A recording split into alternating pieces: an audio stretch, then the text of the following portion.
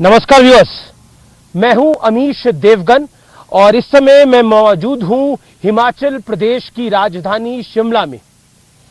इसे पहाड़ों की राजधानी भी कहा जाता है और मेरे साथ मौजूद है आज साक्षात्कार करने के लिए, बातचीत करने के लिए, संवाद करने के लिए भारतीय जनता पार्टी के राष्ट्रीय अध्यक्ष श्री जगत प्रकाश नड्डा जी। नड्डा जी, न्यूज 18 पर आपका अभिनंदन है। नमस्कार, आपका अभिनंदन शिमला शहर में और हिमाचल प्रदेश देवभूमि में। नड्डा जी, जब हम आज हिमाचल प्रदेश में हैं तो मैं पिछले 2 दिनों से हिमाचल प्रदेश का दौरा कर रहा हूं और हर जगह नारा लगा हुआ है कि इस बार राज नहीं, इस बार रिवाज बदल दो। रिवाज तो आपने भी बदल दिया था, आप पहले नॉन लेफ्ट यूनिवर्सिटी के अपने प्रेसिडेंट हुए थे, तो ये आइडिया वहीं से आया रिवाज बदलने का? इस तरीके से तो नहीं है, लेकिन हाँ, उस समय भी रिवाज बदला गया था और अभी भी हम रिवाज बदलने की बात कर रहे हैं। लेकिन ये जो हम रिवाज बदलने की बात कर रहे हैं, यह इसमें हमको ध्यान रखने की जरूरत है अमीश जी कि आदरणीय प्रधानमंत्री मोदी जी जब से सार्वजनिक जीवन में और प्रशासनिक जीवन में उन्होंने प्रवेश किया, तब से यह रिवाज बदलने की प्रथा शुरू हुई। गुजरात में वो लंबे समय तक मुख्यमंत्री रहे और गुजरात में उन्होंने रिवायत बदली, रिवाज बदला और कंटिन्यूअसली वो मुख्यमंत्री के रूप में चले। बाद में वो भारत के प्रधानमंत्री बने जी, और भारत के प्रधानमंत्री जब बने तो उस समय एनडीए की सीट्स 282 थी और जब दूसरी बार बने तो वो 300 प्लस सीट्स के रूप में एनडीए विराजमान हुई। यानी एंटी इनकम्बेंसी के बजाय एक नया शब्द का जन्म हुआ, वो है प्रो इनकम्बेंसी। तो अब वो प्रो इनकम्बेंसी में रिपोर्ट कार्ड के साथ जनता के बीच के जाते हैं, संवाद करते हैं। इसलिए भारतीय जनता पार्टी की सरकारें जहां हैं वहां एक के बाद एक रिवाज बदल रहा है। असम में हमने पहली बार सरकार बनाई, रिवाज बदला, दूसरी बार बनाई। उत्तर प्रदेश में हमने 38 साल बाद किसी पार्टी ने दूसरी बार सरकार बनाई। उत्तराखंड में जब से प्रदेश बना तब से पहली बार अदल बदल हो जाता था वहां, लेकिन वो नहीं हुआ। गोवा में हम तीसरी बार सरकार बना रहे हैं। उसी तरीके से, उसी तर्ज पर हिमाचल प्रदेश में भी रिवाज बदल रहे हैं। मैंने आपका इंटरव्यू किया था उत्तर प्रदेश, जब 5 राज्यों का चुनाव था तब आपका इंटरव्यू किया था। तब आपने बोला था कि हम धमाके के साथ अपने हर एक राज्य में वापसी करेंगे और वो आपने करी भी। लेकिन अब स्थिति बदल गई है, कहें तो गंगा से पानी बड़ा बह गया है।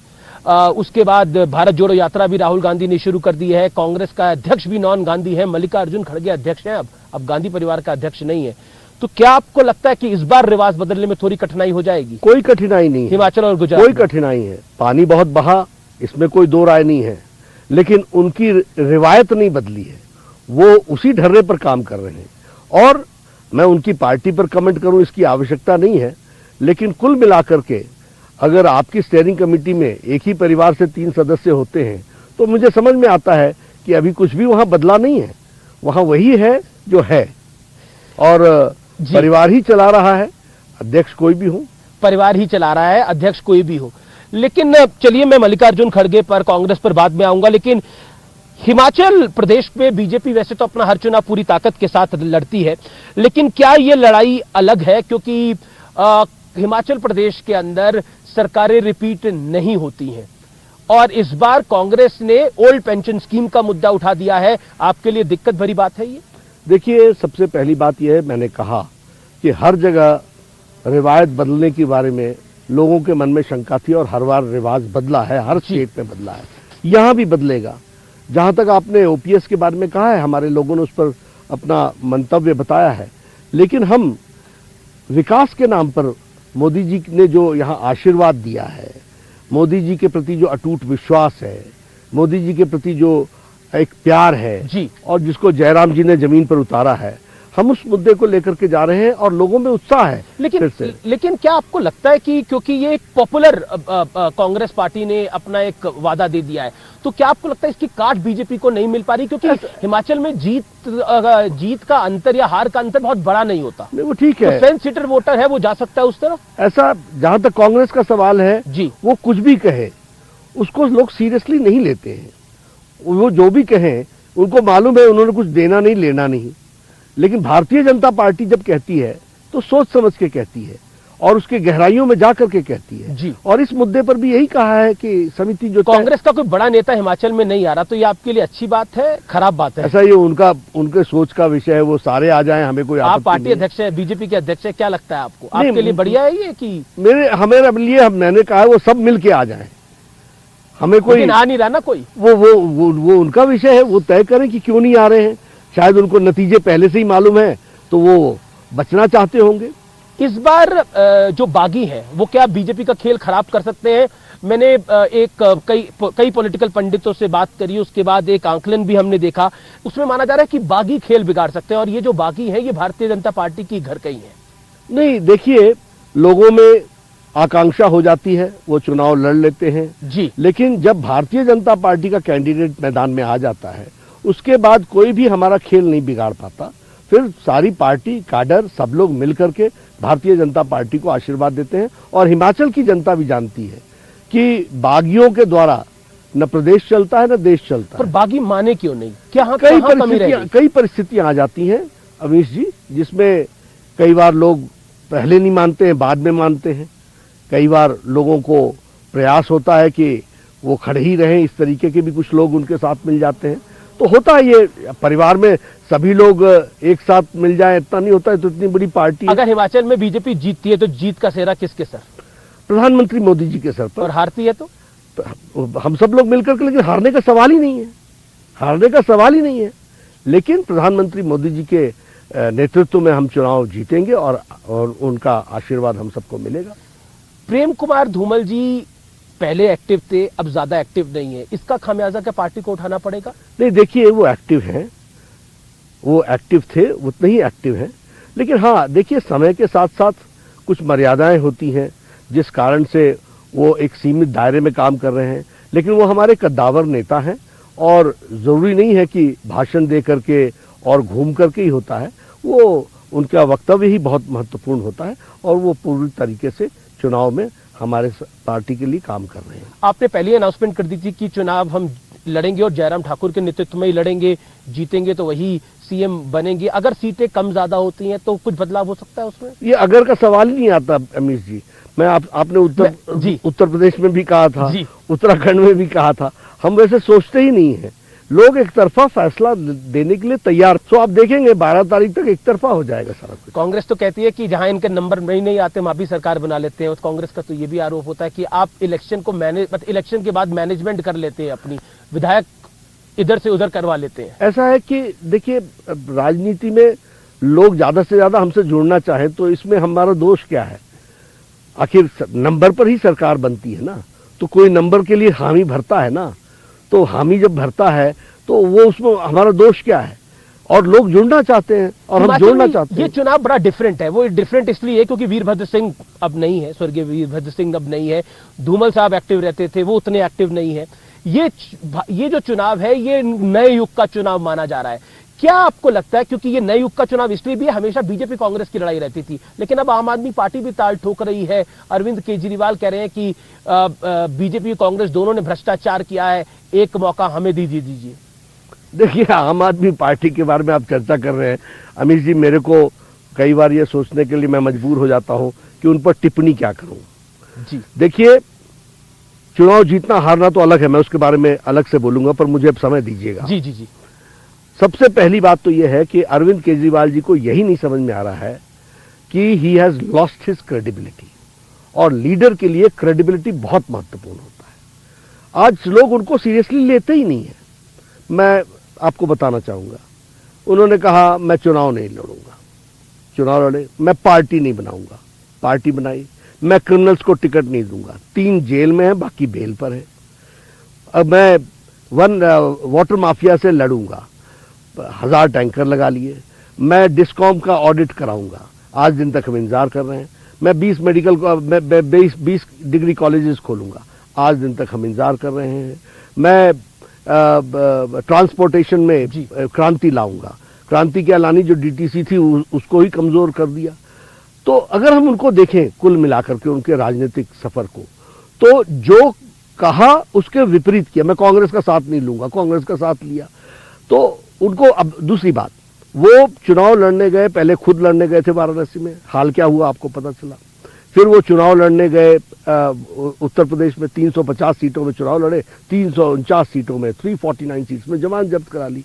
69 सीट्स में वो चुनाव लड़े उत्तराखंड में, उसमें से 65 में जमानत जब्त करा ली। तो सीएम कैंडिडेट ही आपकी पार्टी में शामिल हो गए। हाँ, उनके तो अध्यक्ष और सीएम कैंडिडेट ही हमारे लिए आजकल प्रचार कर रहे हैं, हमारी पार्टी में आ गए। गोवा में गया तो मैं पहले भी सबको बता रहा था, आपको भी मैं बताना चाहूंगा और आपके माध्यम से दर्शकों को भी बताना चाहूंगा।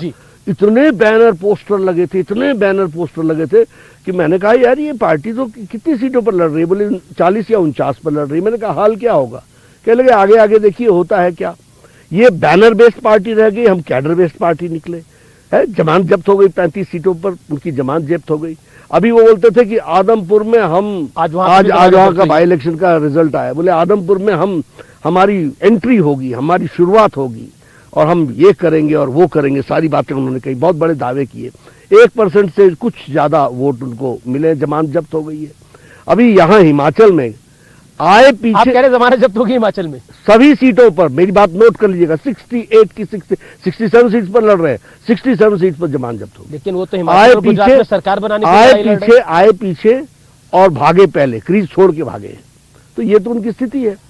लेकिन बाई इलेक्शन की आपने बात करी, देश के लिए आज एक महत्वपूर्ण दिन ये भी है क्योंकि भारत वर्ल्ड कप में सेमीफाइनल में पहुंच गया है, तो इसकी सब व्यूअर्स को भी बधाई। और आप से भी मैं क्रिकेट का मैच देख लेते हैं, देख पाए वर्ल्ड कप का कोई मैच देख पाए आप? कभी कभी देख लेता हूं, कभी कभार देख लेते हैं। तो इंडिया सेमीफाइनल में पहुंच गया है, तो वाकई देश के लिए बड़ी गर्व की बात है। लेकिन अब बाई इलेक्शन पर आते हैं। बाई इलेक्शन में जो बीजेपी का प्रदर्शन रहा है, उससे बतौर अध्यक्ष आप संतुष्ट हैं? क्योंकि बीजेपी ने कई जगह अच्छी जीत दर्ज करी है और साउथ में भी बीजेपी ने अच्छा मुकाम हासिल किया। हालांकि तेलंगाना में बीजेपी पीछे रह गई, लेकिन वोट शेयर बहुत अच्छा है। देखिए, हम तो आश्वस्त थे ही कि हम बिहार में भी जीतेंगे, उत्तर प्रदेश में भी जीतेंगे, हरियाणा में भी जीतेंगे और हमारा उड़ीसा में भी हम जीतेंगे और हम तेलंगाना में भी जीतेंगे। तेलंगाना में जिस तरीके से टीआरएस ने इस इलेक्शन को गवर्नमेंट का दुरुपयोग करते हुए लड़ा है, तो यह सही मायने में जिस तरीके से इलेक्शन प्रजातंत्र का होना चाहिए था वो नहीं हुआ है। लेकिन anyway we respect the results जो आया है। लेकिन आप देखिए, इसके पहले जब ये बाई इलेक्शन हो रहे थे तो वातावरण क्या बनाया हुआ था, बीजेपी की हालत ठीक नहीं है, बीजेपी की हालत ठीक नहीं है, हमेशा चर्चा करते हो। और अभी बिहार की अगर मैं बात करूं, अमित जी आप ध्यान रखिएगा, ये आगे समझने वाला विषय है, इंडिकेटर है। कौन सा महागठबंधन बिहार में हमारे को हराने के लिए नहीं आया और उसके बावजूद भी हम जीते हैं। तो यह बताता है कि बिहार में आने वाले समय में क्या होने वाला है। तो ये हमेशा जब भी चुनाव आता है, आपने उत्तर प्रदेश में देखा होगा कि मीडिया ने मेरे से कितने प्रश्न पूछे थे। आपने उत्तराखंड को, मीडिया ने उत्तराखंड को प्रैक्टिकली कांग्रेस को दे ही दिया था। गोवा में हमारे बारे में सवाल ही कर रहे थे कि यह तो आपकी हालत खराब होगी, हम चुनाव जीत करके आए। हिमाचल में भी वही होने वाला है और गुजरात को तो कोई छू भी नहीं पाता। वहां तो आप कह रहे हैं गुजरात को कोई छू नहीं पाता, लेकिन अरविंद केजरीवाल कह रहे हैं कि इस बार मैं छू भी पाऊंगा और इस बार मैं मुख्यमंत्री भी बनवा ले जाऊंगा। बिल्कुल अच्छी बात है, सोचने के लिए गालिब ख्याल अच्छा है, लेकिन सच्चाई धरती की तो मैंने आपको बता दी। जमानतों से तो बाहर, जमानत तो जब्त कराते रहते हैं। कितनी बड़ी चुनौती आपको गुजरात में लगती है? हमको कभी चुनौती नहीं दिखती है। मोदी जी के नेतृत्व में जनता स्पष्ट है, देश बदल रहा है, आगे बढ़ रहा है, प्रदेश एक पर एक आगे बढ़ रहे हैं। भारतीय जनता पार्टी के करोड़ों कार्यकर्ता जमीन पर, धरती पर परिवर्तन लाने के लिए लगे हुए हैं। लेकिन अगर स्पष्टता इतनी है तो uniform civil code last moment पे क्यों गुजरात में आया? सरकार आपकी है 27 साल से, यूनिफॉर्म सिविल कोड आप चुनाव से एन पहले लेके आ रहे हो। हिमाचल प्रदेश के अंदर आज आपने, क्योंकि मैनिफेस्टो आया बीजेपी का, उसमें वक्फ प्रॉपर्टीज की सर्वे की आप बात कर रहे हो कि ये भी कांग्रेस कहती है ये सब कुछ पोलराइजेशन के लिए भारतीय जनता पार्टी अपना खेल खेलती है। देखिए, न उन्होंने ढंग से एडमिनिस्ट्रेशन किया जी, न ढंग से उन्होंने राजनीति की। उनको कोई चीज समझ में तो आती नहीं है। हर चीज को वो वोट बैंक की ही राजनीति से देखते रहे। हम कभी नहीं देखते हैं justice to all, appeasement to none. सबके साथ न्याय होगा और सबके साथ, किसी के साथ भी अपीजमेंट नहीं होगी। इस बात को हम लेकर के चलते हैं। हाँ, जब मैनिफेस्टो, जब हम आगे क्या करने वाले बताने का समय आएगा तभी हम बताएंगे ना, उससे पहले थोड़ी ना बताएंगे। तो आज जब हमने मैनिफेस्टो रिलीज किया, अगले 5 साल में हमने क्या करना है तो वो हमने बताया। पिछले 5 साल भी कर सकते थे वक्फ की प्रॉपर्टी। ये जब भी हम तय करेंगे तभी करेंगे ना। 5 साल पहले नहीं तय किया था। 5 साल पहले हम विकास के अन्य मुद्दों को टच कर रहे थे, इसमें इस बार जोड़ लिया है। कई पॉलिटिकल पंडित मानते हैं कि ये जो आपने वक्फ की प्रॉपर्टी का सर्वे की बात करी है, ये कहीं ना कहीं जो ओल्ड पेंशन स्कीम है उसकी काट है। ये ऐसा है, देखिए हिमाचल में फिर मैं आपको बताऊंगा कि ये सब लोग वोट की ही दृष्टि से सब कुछ देखते हैं। हम देश और प्रदेश के विकास के दृष्टि से और वो सुचारू रूप से चले इस दृष्टि से देखते हैं। जी, मेरा अगला सवाल यह है कि गुजरात में 2002 से लगातार विधायकों के टिकट काटे गए हैं। इस बार भी अमित शाह ने बोला है कि 25% नए चेहरों को टिकट देगी बीजेपी। ये क्या बताता है? और आपने पीछे पूरा मंत्रिमंडल बदल दिया था गुजरात का। देखिए, मैं आपको सब बताऊं, ये जीवंत पार्टी है। ये हर दिन हर पल नए ढंग से सोचने की तरीके से काम करती है जी। और ये रिस्पॉन्सिव गवर्नमेंट है और पार्टी है। तो ऐसी पार्टी में नए लोगों को चांस देना ये हमारा उद्देश्य होता है। After all, transformation always takes place in due course of time. तो 5 साल की अवधि के बाद 15%, 20% नए लोगों के नए चेहरे आना, आखिर पार्टी नहीं तो एक तरीके से स्टैग्नेंट हो जाएगी और डॉर्मेंट हो जाएगी। तो वो हमारा उद्देश्य होता है और उसको गुण दोष के आधार पर हम करते हैं। महिलाओं को ज्यादा से ज्यादा चांस मिल सके हम कोशिश करते हैं, जितना हमारा क्राइटेरिया। आप कहते हैं ये मतलब आपकी चुनाव लड़ने की रणनीति है जिसमें आप नए चेहरे। रणनीति चुनाव लड़ने की नहीं है, ये पार्टी को चलाने की रणनीति है। हमने देखिए महेश, लोगों को इसको ध्यान में नहीं रखते। 45 साल से ऊपर का कोई आदमी जिला अध्यक्ष नहीं रखा है, इंटेंशनल है। 30 साल से ऊपर का कोई हमने युवा मोर्चा का अध्यक्ष नहीं रखा है, इंटेंशनल है। संविधान में कहां लिखा हुआ है, लेकिन हमने नहीं रखा है। तो उसी तरीके से ये क्या प्लानिंग थी जिसमें आपने पूरा मंत्रिमंडल गुजरात के अंदर बदल दिया? गुजरात में हमारा इतने सालों से काम है, सबसे पुराना काम है और वहां पर लोगों को साथ लेकर के उनका आशीर्वाद हमारे को मिलता है।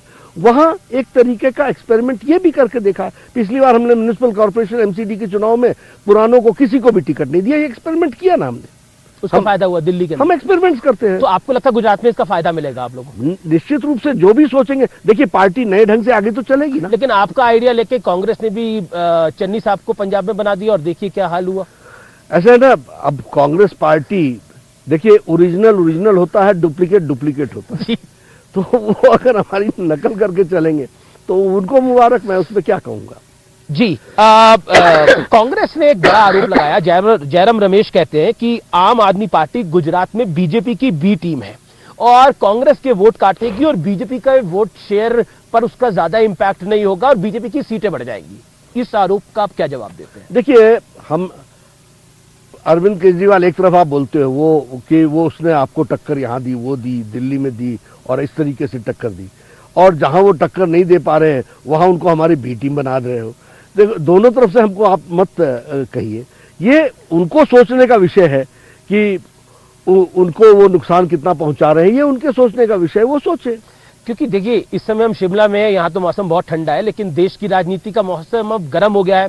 अरविंद केजरीवाल ने भी राजनीति का मौसम को गर्म कर दिया है। वो गुजरात में जो टाल ठोक रहे हैं, क्या वो बीजेपी के लिए चिंता की बात है जिस तरह से गुजरात में एग्रेसिव हो रहे हैं अरविंद केजरीवाल? वो कब एग्रेसिव नहीं हुए और कब उन्होंने कौन सी बात झूठी बात को बहुत भोले अंदाज में नहीं कहा। वो कहते हैं झूठ मेरे ऊपर ठहरा थोपा जाता है, वो कहते हैं शराब कांड झूठ है, वो कहते हैं कि बीजेपी र्यूमर मॉन्गरिंग कर रही है, अफवाहें उड़ा रही है उनके बारे में लगातार। अगर इस तरह की बातचीत है तो जो प्रश्न भारतीय जनता पार्टी ने उठाए हैं उसका जवाब क्यों नहीं देते? 2% का कमीशन को 12% का कमीशन का जवाब क्या है? उसमें से 6% के किकबैक पर जवाब क्या है? स्टिंग ऑपरेशंस भी हुए हैं, सारी चीजें सामने भी आई हैं, उनका तो कोई उनके पास जवाब नहीं है। वो कह रहे मनीष सिसोदिया को फंसाया जा रहा है। और शिक्षा के नाम पर चर्चा करने वाले लोग शराब के घोटाले में इतने घटिया काम में लगे रहे और इस तरीके से दिल्ली को बर्बाद करने में लगे रहे। इसको अगर हम सामने रखते हैं तो इसका जवाब क्यों नहीं देते हैं? क्यों अरविंद केजरीवाल ने आज दिन तक एक्साइज पॉलिसी में चेंज के बारे में वक्तव्य क्यों नहीं दिया? कहते दुनिया की सबसे और जो हमने चार्ज लगाया उसको ध्यान में रखते हुए उन्होंने एक्साइज पॉलिसी को वापस लिया कि नहीं लिया? तो पर वो कहते दुनिया की सबसे बड़ी एक्साइज पॉलिसी थी, वही र्यूमर मॉन्गरिंग कर दी बीजेपी ने। भैया, तो आपने जवाब क्यों? मैं र्यूमर मॉन्गरिंग, मेरे प्रश्नों का जवाब दे दो ना। 2 से 12% क्यों किया तुमने? इसका जवाब दे दीजिए। आप कह रहे दिल्ली में शराब कांड बहुत बड़ा कांड, बहुत बड़ा कांड है और ये कांड ही नहीं है, ये एक तरीके से माफियाओं का संरक्षण है और वहां की माताएं बहनों के लिए एक बहुत बड़ा खतरा है और युवाओं के लिए एक बहुत बड़ा चैलेंज है जिसको समझने की जरूरत है और हम जनता को बताने वाले हैं।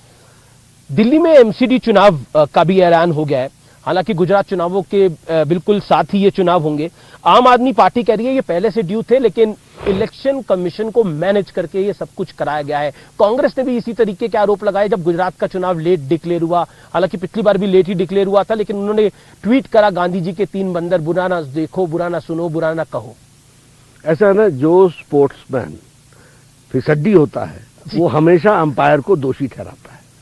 ये इनका तरीका है। चुनाव टलते हैं तो हम दोषी, चुनाव कराते हैं तो हम दोषी। ऐसा मत करो भैया मेरे साथ। ये इलेक्शन कमीशन, मैं बार बार बोल रहा हूं, इंडिपेंडेंट बॉडी है, वो अपने तरीके से चीजों को तय करती है। तो उसने तय किया। अब बड़ा आपको लगी हुई थी कि एमसीडी का चुनाव हो रहा है, तो बोलते हो कि ये मैनेज्ड अफेयर है। What is this? अच्छा, एक बात है कि आपने फिसड्डी बोला कि कांग्रेस पार्टी और अरविंद केजरीवाल की जो पार्टी है ये फिसड्डी है, इसलिए कंप्लेन कर रहे हैं जो अंपायर है उसके ऊपर। एक पॉइंट है, लेकिन अरविंद केजरीवाल, हम हिमाचल में है, बगल का राज्य जो है वो पंजाब है। पंजाब में वो एक क्रूसेडर की तरह है, 90 सीटें जीती, सरकार बना ली। दिल्ली में वो एक क्रूसेडर की तरह है, सरकार बना ली। क्या आपको लगता नहीं है this is the worry for you as a party? Not at all. Worry is this that he is not answered what is the relationship with the extremist of Punjab and Arvind Kejriwal. Worry ये है। पीछे कल ही हत्या हुई है। हाँ, दूसरी बात कि पंजाब में भारतीय जनता पार्टी अकाली दल के साथ लड़ती रही। हम एक शहर की पार्टी थे। फर्स्ट टाइम हमको मौका मिला कि हम 67 to 70 सीट्स पर हम गए जी। आगे देखिए होता है क्या, हम निपटेंगे। ठीक है। आप क्योंकि अब राहुल गांधी की बात करनी जरूरी होती है। राहुल गांधी को आप सीरियस लीडर नहीं मानते थे, लेकिन वो भारत जोड़ो यात्रा कर रहे हैं जिसमें 3,500 किलोमीटर की वो यात्रा कर रहे हैं। क्या आपको लगता है कि राहुल गांधी में ये बदलाव जो है ये बीजेपी के लिए आने वाले चुनावों के लिए चिंता की बात हो सकता है? देखिए, स्पेशली कर्नाटक। देखिए, वो उनकी पार्टी है और वो खुद नेता है, वो कोई एक्टिविटी करते हैं, अच्छी बात है। मुझे तो खुशी हुई कि चलो घर से बाहर निकले, ट्विटर से बाहर निकले, फेसबुक से बाहर निकले, धरती के साथ जुड़ने का प्रयास किया है। लेकिन ये जो भारत जोड़ो यात्रा की आप बात करते हैं, जी। मैं आपसे पूछना चाहता हूं, क्योंकि मैं, देखिए, पॉलिटिक्स में a leader is known by what he speaks, और वही कंटेंट उसके इंटेंट को बता देता है। वही कंटेंट उसके इंटेंट को बताता है। अफजल तेरे कातिल जिंदा हैं, हम शर्मिंदा हैं, ये नारे जेएनयू में लगते हैं। और अफजल गुरु कौन है? अफजल गुरु वो है जो मास्टरमाइंड है पार्लियामेंट के अटैक का। उसको फांसी की सजा किसने दी? सुप्रीम कोर्ट के जज ने। तो सुप्रीम कोर्ट का जज कातिल है। उसको अपहेल्ड किसने रखा? भारत के राष्ट्रपति प्रणब मुखर्जी ने। तो प्रणब मुखर्जी जी भारत के राष्ट्रपति कातिल हैं। राहुल गांधी दूसरे दिन जेएनयू जाते हैं और इनके साथ खड़े हो जाते हैं और इनके साथ चलते हैं, और वहां नारे क्या लगते हैं? भारत होंगे तेरे टुकड़े टुकड़े, इंशाअल्लाह इंशाअल्लाह। ऐसे लोग भारत जोड़ने चले हैं, इसका जवाब दे सकता है कोई? वो कहते हैं कि नफरत बीजेपी फैला रही है। ये क्या नफरत है?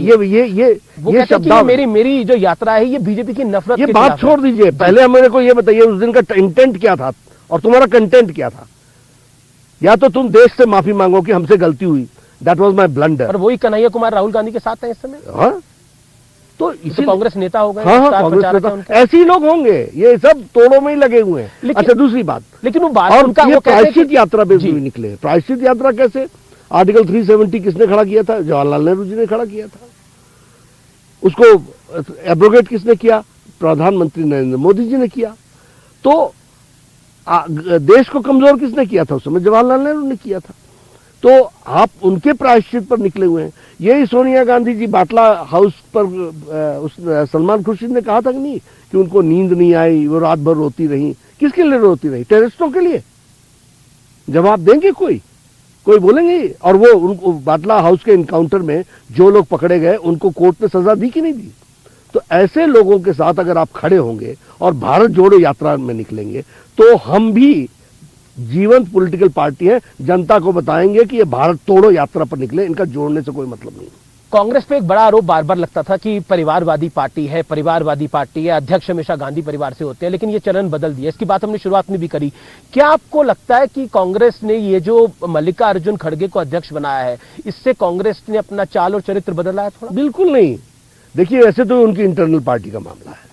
खड़गे जी हमारे मित्र हैं। मैं कहते हैं बीजेपी में इलेक्शन नहीं सिलेक्शन होता है। जी, मैं उनको शुभकामनाएं देता हूं और मैं उनको बधाई भी देता हूं। चलो, हमारे इतनी परिवारवाद बोलने के बाद कम से कम चेहरा तो बदला, परिवार से बाहर तो निकला। लेकिन उनका सिलेक्शन किसने किया? अमित जी आप जानते हैं, परिवार ने किया। अब वो बात जेपी नड्डा की करते हैं, जो आप प्रश्न अगला पूछेंगे मैं आपको पहले ही जवाब दे देता हूं। जेपी नड्डा एक ड्यू प्रोसेस से कैंडिडेचर के रूप में बाकायदा स्टेट्स की तरफ से नॉमिनेशन की डेट तय होती है। वो नॉमिनेशंस भरने आते हैं, उसका टाइम तय होता है। एक इलेक्शन रिटर्निंग ऑफिसर बनता है। Radha Mohan Singh ji election returning officer थे, Avinash Rai Khanna assistant returning officer थे। एक बाकायदा हमारे यहाँ कॉन्स्टिट्यूशनरी फॉर्म होता है, उसको भरा जाता है। उन सब लोगों ने भर के दिया। हमारे स्टेट्स के चीफ मिनिस्टर्स ने सबने भर के दिया, हमारे प्रेसिडेंट्स ने एक साथ भर कर दिया, सभी स्टेट्स लोगों ने आकर के। और यह भी एक परसेंटेज होता है कि इतने परसेंट का स्टेट का इलेक्शन होगा तो उसके बाद ही नेशनल प्रेसिडेंट का इलेक्शन होगा। ये सारे ड्यू प्रोसेस से होकर के आया है और उसके बाद एक ड्यू टाइम पर हमारे को डिक्लेयर किया गया। तो I am a duly elected president number 1।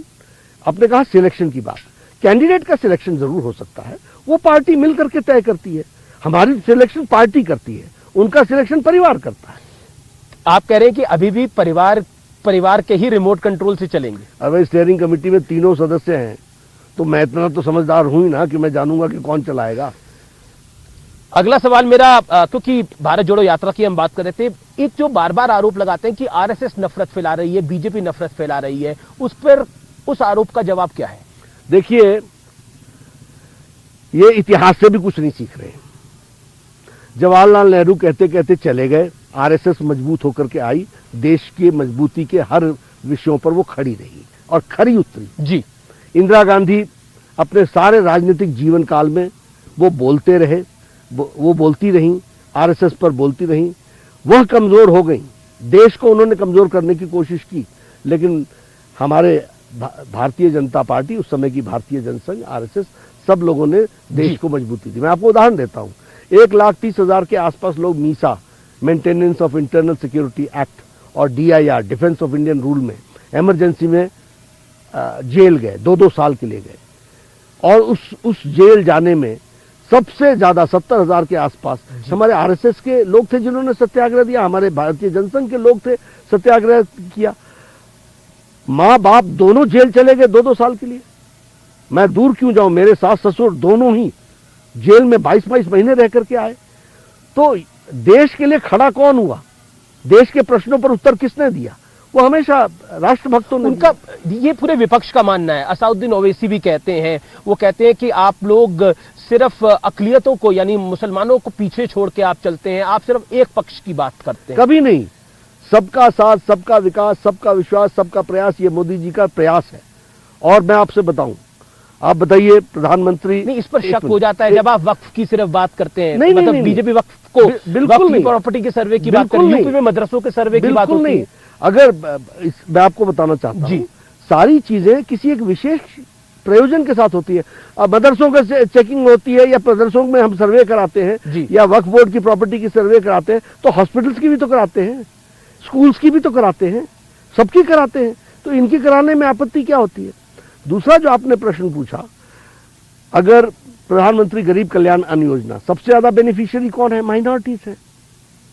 हमारे प्रधानमंत्री आवास योजना, सबसे ज्यादा बेनिफिशियरीज कौन है? माइनॉरिटीज है। तो उनके हक हुकूकों की लड़ाई कौन लड़ रहा है? बीजेपी लड़ रही है, मोदी जी लड़ रहे हैं। सबसे ज्यादा स्वच्छता अभियान में इज्जत घर बन रहे हैं, किसके बन रहे हैं? सबसे ज्यादा हमारे उज्ज्वला योजना में गैस के कनेक्शंस किसको मिले? हमारे सौभाग्य योजना में इलेक्ट्रिक कनेक्शंस किसको मिले? सबसे ज्यादा माइनॉरिटीज को मिले। तो हमारे जैसे पार्टी में लोग इस बात का प्रयास करते हैं कि हम, अब देखिए, भारत अगर अति गरीबी की रेखा से, फिर सवाल पलट के आता है कि निकल गया, गुजरात में कितने मुसलमानों को बीजेपी टिकट देगी?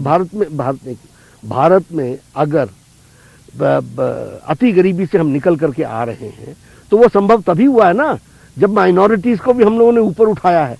तो ये उठाने का बेड़ा किसने लिया? मोदी जी ने लिया। सवाल पलट के आता है कि गुजरात में कितने मुस्लिम को आप टिकट देंगे? मोदी जी की कैबिनेट में कोई मुस्लिम मंत्री है कि नहीं है? ये सवाल सब उठ के आते हैं। ये इसलिए आते हैं, हम चुनाव जीतने के लिए लड़ते हैं ना, तो जब आप वोट नहीं देते हैं तो हमको क्या करना पड़ता है? जहां हमको वोट मिलते हैं हम देते हैं। हमको एमसीडी के चुनाव में मिलता है, हम वहां टिकट देते हैं उनको।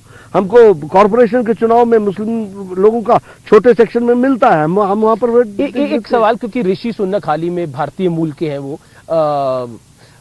वो ब्रिटेन के प्रधानमंत्री बने, तो इंडिया में एक डिबेट शुरू हो गई कि हिंदुस्तान में कोई मुस्लिम प्रधानमंत्री को स्वीकारेगा, हिजावर प्रधानमंत्री को स्वीकारेगा। ओवैसी साहब ने भी ये बात बोली। शशि थरूर ने तो बीजेपी से आपसे ही सवाल पूछ दिया, उन्होंने बोला कि क्या एक क्रिश्चियन या फिर किसी मुस्लिम को बीजेपी पीएम को एज अ पीएम स्वीकार करेगी? देखिए, इलेक्शन में व्यक्ति लोगों के जनमत से जीत करके आता है, वो किसी हमारे कहे अनुसार नहीं जीत करके आता। हम कैंडिडेचर नहीं देते हैं, जनता जिसको कबूल करती है उसको हम पार्टी में कैंडिडेचर के रूप में देते हैं।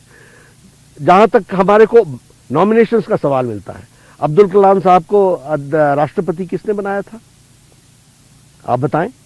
अटल जी ने। तो फिर जब हम भारत के राष्ट्रपति के रूप में उनको देखते हैं तो आप समझ सकते हैं कि हमारा नजरिया कुछ अलग है। जी, राजस्थान पर मैं आता हूं। हाल ही में प्रधानमंत्री मोदी ने वरिष्ठतम कहा अशोक गहलोत जी को, थोड़ी तारीफ करी, तो सचिन पायलट थोड़ा नाराज हो गए। उन्होंने बोला कि इसको गंभीरता से लेना चाहिए। पहले गुलाम नबी आजाद की भी तारीफ करी थी। कुछ कांग्रेस नेताओं ने बोला कि बीजेपी फूट डलवाना चाहती है, मोदी जी फूट डलवाना चाहते हैं कांग्रेस के अंदर। देखिए, मोदी जी ने जो स्टेटमेंट दिया उसको अगर आप ठीक से देखेंगे तो वो स्टेट्समैन का स्टेटमेंट है। एक वो मुख्यमंत्री रहे लंबे समय तक, गहलोत साहब भी उनके काउंटर पार्ट राजस्थान के मुख्यमंत्री रहे। एक कलीगशिप होती है, उस कलीगशिप में उन्होंने कहा ये सीनियर है काफी लंबे समय से, जो सामान्य है। अगर आपके घर में फूट हो और आपको इससे तकलीफ होती हो तो आप अपनी लड़ाई लड़ो ना, वो मोदी जी पर क्यों आरोपित करते? एक सवाल, क्योंकि राजस्थान के संदर्भ में बात हो रही है, क्योंकि राजस्थान का चुनाव अब अगले साल होगा। बीजेपी भी गुटों में बटी हुई है, वसुंधरा जी का गुट है, एक दूसरा गुट है, सतीश पुनिया का गुट है। इस पर आप क्या कहना चाहते हैं? देखिए, हम लोग सब चीजों को सीरियसली लेते हैं। गुट नहीं है, पार्टी है। लोग अपने तरीके से काम करते हैं, कई बार बीच में मनमुटाव हो जाता है, उसको संभालना हमारा काम होता है। क्या हिमाचल में भी गुटबाजी है आपको लगता है? बिल्कुल नहीं है। सब लोगों को हम साथ लेकर के चलते हैं और सब लोगों को हम ताकत देने का प्रयास करते हैं, बैलेंस भी करते हैं, सबको समझा करके भी चलते हैं। मनभेद और मतभेद में अंतर होता है। मतभेद हो सकता है, मनभेद नहीं। जी, हालांकि ये थोड़ा जल्दबाजी है, लेकिन मैं पूछ ही लेता हूं ये सवाल। राजस्थान में आप सीएम कैंडिडेट के साथ जाएंगे या अभी इस पे कोई फैसला नहीं? देखिए, ये संसदीय बोर्ड तय करता है। आगे आने वाले समय में चुनाव के बाद इन विषयों को हम लोग चर्चा में लेंगे। आम आदमी पार्टी की बात हो रही थी, तो चुनाव से एन पहले अरविंद केजरीवाल ने प्रधानमंत्री को एक चिट्ठी लिख डाली और कहा कि इंडियन करेंसी पर माता लक्ष्मी और गणेश जी की तस्वीर होनी चाहिए भारतीय इकोनॉमी को सुधारने के लिए। आप बार बार उनकी क्रेडिबिलिटी को जानने के बाद मेरे से वो प्रश्न पूछ रहे हैं। पर क्या फंस गई है जो डिमांड रख दी है? जो व्यक्ति जी राम जन्मभूमि पर वहां अस्पताल बनाने की बात कर रहा था, है, वो जाके मत्था टेकने लग गया है। जो व्यक्ति इन सब चीजों के बारे में एक प्रश्न खड़ा करता था, आजकल वो बड़े भक्त बन गए। बहुत लोग हैं आजकल मंदिरों में जाते हैं, फोटो ऑप कराते हैं, चंदन लगाते हैं। प्रश्न इनके बारे में खड़ा होता है, मेरे बारे में क्यों नहीं खड़ा होता? अगर मैं मंदिर जाता हूं, क्योंकि आज से नहीं जा रहा हूं, बचपन से जा रहा हूं। इनके ये हर चीज पॉलिटिक्स के निगाह से देखते हैं। इनको करेंसी पर डिमांड को आप कैसे देखते हैं? इनको करेंसी में गणेश और लक्ष्मी महत्वपूर्ण नहीं है जी, इनको हिंदू वोट महत्वपूर्ण है, इसलिए ये वो कर रहे हैं। इसलिए हम तो सीरियसली लेते ही नहीं इनको। अच्छा, इसके अलावा, क्योंकि बात हो रही है इंडियन करेंसी की, खास तौर पर महंगाई और बेरोजगारी को लेकर जो विपक्ष सवाल बार बार उठा रहता है, उसके ऊपर आपका क्या रिएक्शन है? क्या आपको लगता है कि ये जो चुनाव अब हिमाचल में हो रहे हैं, गुजरात में हो रहे हैं, एक मुद्दा रहेगा? महंगाई है भी थोड़ी। देखिए, सबसे पहली बात तो मैं आपको कहूं जी कि जो विपक्ष इन सारी चीजों की बात करता है, ये न महंगाई की गहराई को जानता है न बेरोजगारी की गहराई को जानता है। जी, ये लोगों के सेंटिमेंट्स को एक्सप्लॉइट करने का काम हमेशा पकड़ते हैं। ये सब पकड़ लो बेरोजगारी, ये सब पकड़ लो महंगाई, और बोलते चले जाओ, जो मर्जी में आए वो बोलते चले जाओ। इनका हमेशा ये कहना होता है we will provide so many jobs in government sector. have they ever provided? Number one. Number two, do they have the concept that how it will be done? Bharatiya Janata party जब बोलती है तो हम कहते हैं जॉब के अपॉर्चुनिटीज देंगे। इसका मतलब हम इकोनॉमिक एक्टिविटी को स्केल अप करेंगे, उसको हम आगे बढ़ाएंगे। तो जहां जॉब अपॉर्चुनिटीज का सवाल है, भारत इन सब चीजों के बावजूद भी ब्रिटेन को पछाड़ करके 5वीं अर्थव्यवस्था बन गया कि नहीं बन गया? 5 ट्रिलियन इकोनॉमी की तरफ हम बढ़ चले कि नहीं बढ़ चले? तो अगर जॉब्स नहीं मिल रही होंगी तो ये इकोनॉमी कहां से ग्रो कर रही है? मेरे अमित जी अब थोड़ा सा जी बिल्कुल बिल्कुल बिल्कुल। अब इसको इकोनॉमी की बात करें जी। ये बेरोजगारी इनका इकोनॉमिक स्लोगन है, इनको कोई बेरोजगारी से लेना देना नहीं है, और मोदी जी सीरियसली इसको एड्रेस कर रहे हैं। और इसीलिए जॉब अपॉर्चुनिटीज के लिए, ये अर्थव्यवस्था बगैर जॉब अपॉर्चुनिटीज क्रिएट हुए नहीं होता है, इसलिए और जॉब अपॉर्चुनिटीज मिल रही हैं और उसको आगे बढ़ाया जा रहा है। अब आपने महंगाई की बात की, मुझे एक कांग्रेस का सरकार दिखा दीजिए जिसने पेट्रोल और डीजल पर कोई कमी की, टैक्स में कमी की हो, कोई बता दीजिए। ये श्रीगंगानगर में सबसे महंगा पेट्रोल है। ये घड़ियाली आंसू बहाने वाले लोग, बीजेपी ने किया कि नहीं किया? केंद्र सरकार ने किया नहीं किया? प्रदेशों की सरकार ने किया कि नहीं किया? तो और हमें मालूम है कि पेट्रोल डीजल की कीमत घटाने से महंगाई पर हम लगाम लगा पाते हैं, क्योंकि वो कैस्केडिंग इफेक्ट होता है जी। तो we are serious on the issue, and I would like to put on record that corona की मार के बाद, यूक्रेन की लड़ाई के बाद, हमारे सप्लाई चेन के में रुकावट आने के बावजूद भी दुनिया के दूसरे देश अपने आप को मुसीबत में पड़ रहे हैं। 6 सप्ताह में ब्रिटेन में प्रधानमंत्री चेंज हो जाता है, और यहां पर अगर हम स्ट्रांग इकोनॉमी के साथ आगे बढ़ रहे हैं, India has become number 2 manufacturer in mobiles. India has become number 2 in production of steel. India is number 5 in solar energy. अगर इंडिया डिजिटल ट्रांजैक्शन में 40% को क्रॉस कर रहा है, तो ये क्या बता रहा है कि कोरोना की मार के बावजूद भी 130 करोड़ का देश मोदी जी के सफल नेतृत्व के कारण बहुत तीव्र गति से आगे बढ़ रहा है। चैलेंजेस तो आते ही हैं, पिछले 3 सालों में कितने चैलेंजेस आए, नहीं मतलब इसमें कोई डाउट नहीं, लेकिन मुझे दुख है मुझे एक चैलेंजिंग दौर रहा। मोदी 2.0 में शुरुआत से ही चैलेंजेस रहे, और सभी चैलेंज को मीट करके आए। लेकिन आज और आप देखिए, मैं आपको बताता हूँ, यहाँ इलेक्शन हो रहा है जी, कोई मास्क नहीं पहन रहा है जी। 219 crore double dose plus booster लगा करके लोग बैठे हैं। मोदी जी ने 130 करोड़ के देश को बचाया, आज उसको हेल्दी बना करके खड़ा किया, सुरक्षा कवच दिया, और उनको सुरक्षा कवच ही नहीं दिया अमित जी, उनको एक तरीके से स्वास्थ्य का कवच दिया। जब क्योंकि और मुझे दुख है कि these political parties are so casual in such things कि यह सिर्फ एक शांत पानी में पत्थर मार करके चलने वाले बन गए। अच्छा, एक सवाल, क्योंकि गुजरात के संदर्भ में बात हो रही थी, तो केजरीवाल एक आईबी रिपोर्ट को कोट कर रहे हैं। वो कह रहे हैं कि मेरी 92 से 93 सीटें आ रही हैं, हमने एक सर्वे करा लिया है, हम बीजेपी से ऊपर आ रहे हैं, हम ही फाइट में हैं। इसको आप कैसे देखते हैं? भैया, मैंने कहा ना कि जिसकी क्रेडिबिलिटी 0 है, उसको किस बात को मैं सीरियसली लूं? शराब कांड पर बोलते नहीं हो, पानी माफिया पर बोलते नहीं हो, राजनीतिक दृष्टि से जो क्रिमिनल्स को तुमने संरक्षण दे रखा है, जो जेल में बैठे हुए हैं, उस पर तुम कुछ बोलते नहीं हो। वो कह रहे हैं उन्हें सबको फंसाया जा रहा है, ईडी सीबीआई। भैया तो कोर्ट में जाओ, भाई साहब कोर्ट में जाइए ना, कोर्ट में सबकी व्यवस्था है। Why don't you take refuge in court? Law will take its own course. हम थोड़ी ना कर रहे हैं।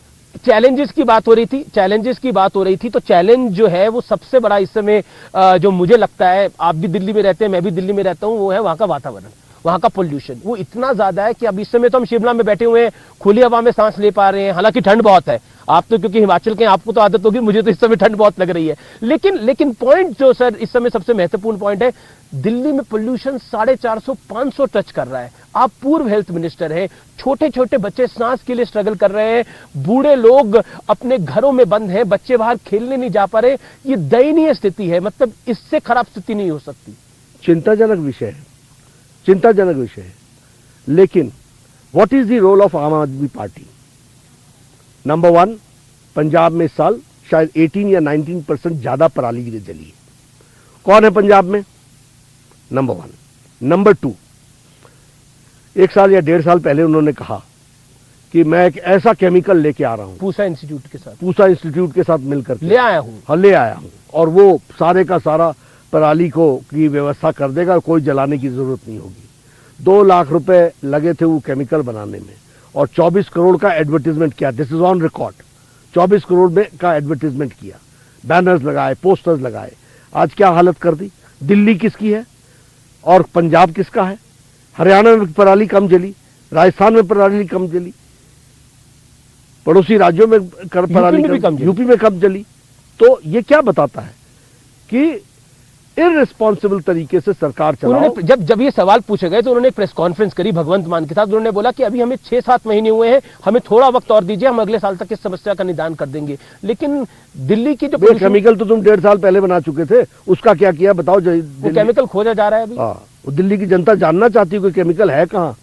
24 करोड़ का एडवर्टीजमेंट कर गए। तो इसीलिए मैं बोलता हूं अमीश जी, यह लोग गुमराह करते हैं, भोली जनता को गुमराह करते हैं, उनको तकलीफ में डालते हैं। और इसलिए प्रधानमंत्री मोदी जी की जिस तरीके से समाज और देश की सेवा कर रहे हैं वही रास्ता है, इसको हमको समझना। सीबीआई और ईडी के बारे में मैं स्पष्ट रूप से सवाल पूछा जाता हूं। अरविंद केजरीवाल हो, केसीआर हो, ममता बनर्जी हो, कांग्रेस पार्टी हो, शरद राव पवार हो, सब आरोप यही लगा रहे हैं कि ईडी और सीबीआई बीजेपी के हाथों में खेल रही है और हर विरोधी को जो बीजेपी के साथ नहीं है उसको टारगेट किया जा रहा है। देखिए, कोई भी केस हो रहा है तो उसमें आपको बेल लेना पड़ रहा है ना, तो केस के फैक्चुअल चीजों पर ही लेना होगा ना। तो ये इंडिपेंडेंट एजेंसीज हैं। अगर आपको वो पूछताछ करते हैं तो अगर गलत पूछताछ कर रहे हैं तो कोर्ट में जाइए। तो आप नहीं जाते हैं, आप बेल लेते हैं, वहां से रिलीफ लेते हैं। क्यों लेते हैं रिलीफ? इसलिए लेते हैं क्योंकि कहीं ना कहीं कोई चीज फैक्ट होकर के आती है। और ये इंडिपेंडेंट एजेंसीज है, ये अपने ढंग से काम करती है। आरोप ये लगता है, चाहे वो अरविंद हो, चाहे वो केसीआर हो, कि जिनको आप पॉलिटिकली हरा नहीं पाते उनको ईडी और सीबीआई से मैनेज करते। ऐसा कभी नहीं हम करते। हम पॉलिटिकली सबको हराते हैं, पॉलिटिकली हम लड़ते हैं और पॉलिटिकल रिजल्ट्स आपको बताते हैं। आज के नतीजे भी तो बता ही रहे हैं अमीश जी। महाराष्ट्र में सरकार बदल गई। हमने देखा कि बीजेपी एकनाथ शिंदे के साथ बीजेपी ने सरकार बना ली।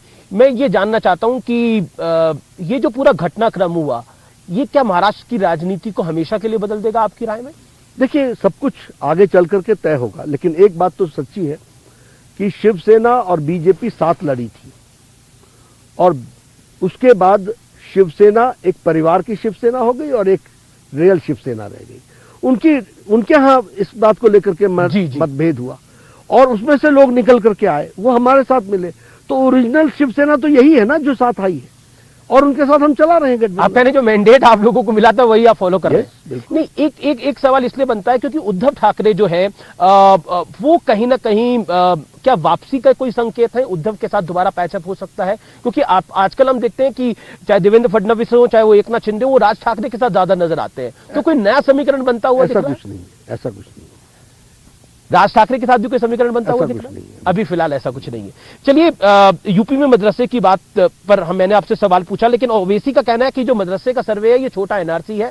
आप इसके अलावा वो कहते हैं कि आप जो तुष्टीकरण कर रहे हैं वो दूसरी तरह का तुष्टीकरण है, जिसमें आप देश की एक बड़े तबके को इग्नोर करके चलते हैं। कहां इग्नोर किया? मैंने तो आपको बता दिया कि भाई सबसे ज्यादा गैस आपको पहुंचाई, सबसे ज्यादा मकान आपके बनाए, सबसे ज्यादा गरीब कल्याण अन्न योजना में हम राशन आपको दे रहे हैं, अति गरीबी से निकाल के भारत को लाए। कैसे संभव होगा जब तक हम सबको साथ लेकर के नहीं चलें?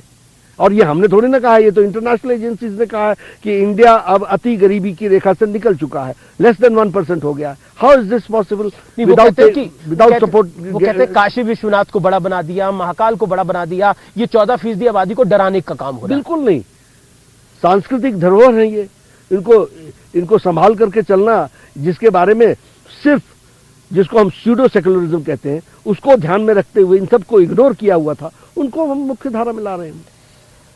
क्या आपको लगता है कि बीजेपी के लिए 2024 में साउथ की पॉलिटिक्स बहुत महत्वपूर्ण होगी, चाहे वो तमिलनाडु हो, चाहे वो तेलंगाना हो? देखिए, हर चुनाव में हर जगह की पॉलिटिक्स महत्वपूर्ण होती है, हर के लिए हम काम करते हैं। नॉर्थ ईस्ट में हम नहीं थे, हम आज वहां प्रैक्टिकली हर एक प्रदेश में हम सरकार में हैं, तो ये स्थिति हमारी बनी है। साउथ में भी हम चाहते हैं, इस बार हमारी पुडुचेरी में सरकार बन गई है, कर्नाटक में हम हैं ही, हम तेलंगाना में बहुत अच्छा कर रहे हैं, हम आंध्र में भी अच्छा करेंगे, हम तमिलनाडु में भी अच्छा करेंगे, हम केरल भी पहुंचेंगे। केसीआर कहते हैं कि उनके 20-30 विधायक खरीदने की कोशिश करी आप लोगों ने। देखिए ऐसा है कि जो फिर अगेन जो लोग जनता के दिलों से उतर रहे होते हैं वो जी। इस तरीके के विषयों को उठा करके लाते हैं। आप कह रहे हैं केसीआर जनता के दिलों से उतर रहे हैं? बिल्कुल। हमने उनको अभी देखिए इस आज के बाई इलेक्शन में आप हारे हैं, पर अभी मैं रिजल्ट देख करके बताऊंगा, लेकिन टक्कर किसने दी है? बीजेपी नंबर 2 है। ठीक है। अब हुजूराबाद में किसने हराया उनको बाय इलेक्शन में?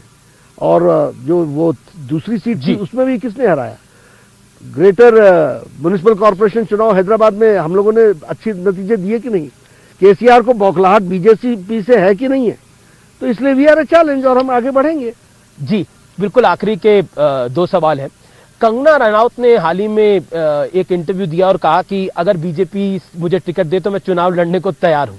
क्या कहना चाहते हैं आप? देखिए ऐसा है कि 2024 में कंगना रनौत कैंडिडेट हो सकती है। सबसे पहली बात यह है कि कंगना जी हमारे प्रदेश से हैं जी। वो यहां से पल बढ़ करके उन्होंने एक अपना स्थान बनाया है। यह हम सबके लिए बहुत ही खुशी का विषय है, हर्ष का विषय है, गौरव का विषय है जी। और वैचारिक पृष्ठभूमि पर भी जब मैं देखता हूं उनको तो वह हमारे से बहुत नजदीक दिखती हैं और वह सही को सही, गलत को गलत को कहने में सक्षम है। इसलिए वो सार्वजनिक जीवन में आए, अच्छी बात है। लेकिन हमारे यहाँ इन सब चीज़ों का कोई प्री कंडीशनिंग नहीं होती, number 1। Number 2, any individual can not react on it, even the president. We work in a scientific systematic manner. जी। उसमें रायशुमारी होती है, नीचे से आता है, फिर उसके बाद लोगों से चर्चा होती है, स्टेट की इलेक्शन कमेटी बैठेगी, फिर नेशनल इलेक्शन कमेटी बैठती है और फिर पार्लियामेंट्री बोर्ड उसको मोहर लगाती है। जी। तो ऐसा विषय जब आएगा तो देखेंगे। अच्छा, 2 राज्यों में जिनमें चुनाव है, आखिरी सवाल है ये, जिन 2 राज्यों में चुनाव है, एक आपका गृह राज्य है हिमाचल, दूसरा प्रधानमंत्री मोदी और अमित शाह का गृह राज्य है। तो वाकई बीजेपी के लिए साख का चुनाव है। उत्तर प्रदेश जो था वो एक तरह से मिनी इलेक्शन होता है, उत्तर प्रदेश उत्तराखंड का चुनाव जो होता है वो मिनी इलेक्शन हो जाता है। लेकिन ये बीजेपी के लिए खासतौर पर साख की बात है। एक आपका गृह प्रदेश, दूसरा अमित शाह और प्रधानमंत्री मोदी का गृह प्रदेश। हम हर चुनाव को सीरियसली ही लड़ते हैं और हर चुनाव को साख अपनी साख मानकर के ही लड़ते हैं। ये चुनाव भी हम उसी तरीके से। नंबर अगर आप देना चाहें हिमाचल में कितनी सीटें बीजेपी? देखिए मैं 2-3 दिन बाद बताऊंगा, लेकिन हम कंफर्टेबल हैं और कंफर्टेबल सरकार। गुजरात, दोनों जगह हम कंफर्टेबल हैं, अच्छी सरकार बनाएंगे, एक तरफा सरकार बनाएंगे। एक तरफा सरकार बनाएंगे। बहुत बहुत शुक्रिया जगत प्रकाश नड्डा जी, आपने न्यूज़ 18 से बात करी, सभी सवालों का जवाब देने का प्रयास किया। बहुत बहुत शुक्रिया। धन्यवाद अमीश जी, आप इतनी ठंड में बैठे रहे और डटे रहे। ठंड तो काफी है। हाँ, डटे रहे और आपने प्रश्न किए, मैंने कुछ जवाब देने। बहुत बहुत शुक्रिया।